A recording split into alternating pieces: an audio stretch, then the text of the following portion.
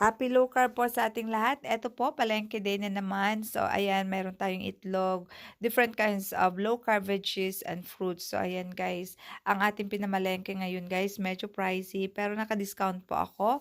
Eto, €132 po, normally ang aking babayaran, pero naka-discount po ako ng €8 and another €5. So, €118 na lang ang aking binayaran sa lahat-lahat. So, ayan guys, meron tayong raspberries, blueberries, radish, meron tayong mushrooms, meron tayong white meat, at saka red meat. Siyempre, napansin niyo po, wala po tayong isda ngayon kasi nakapamalengke na po ako ng isda last week. So, kailangan maubos ko muna yon na lutuin bago na naman uli bumili. Tapos, syempre, meron tayong syempre mga tomatoes, ganyan. At saka meron po tayong binili na 5 kinds ng cheese para yan na kung pupuwede sa isang linggo na yan. Pero I'm afraid na hindi aabutin yan ng isang linggo dahil big consumer talaga ang aking mga anak sa cheese. Tapos syempre meron tayong avocado, yung konti meron tayong